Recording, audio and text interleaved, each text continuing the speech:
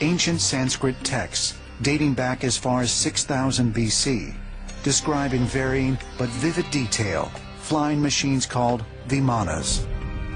Although mainstream historians believe the Vimana texts are myths, many of the documents contain passages that seem to describe modern machinery and technology. The Vimanika Shastra goes into metals that are used in each craft. It talks about electricity and power sources. It talks about the pilots and the clothing they have to wear. It talks about the food that they eat. It talks even about the weapons that are kept on these airships.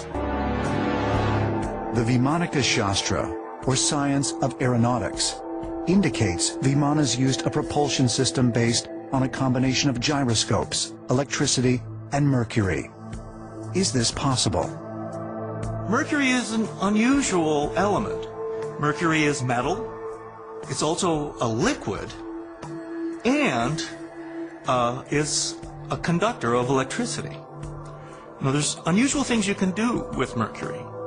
You can put it into a closed gyroscopic device with mercury spinning around, and then you can electrify it. And studies have been done on this by NASA and by other scientists.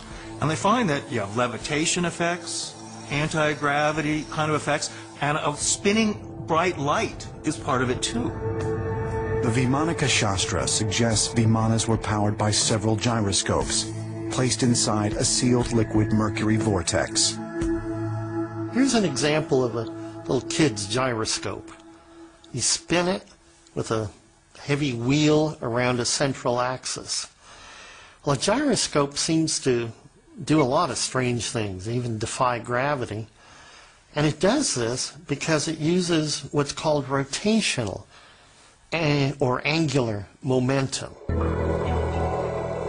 And it wants to keep a particular orientation on its spin axis, the center rod. If you push on that rod, it will want to righten itself up to its original orientation. It wants to keep that same angular momentum.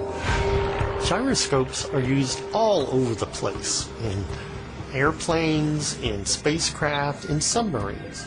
This allows them to determine their position based on where they started. They can also use it for finding their velocity or even just the orientation of the vehicle in space.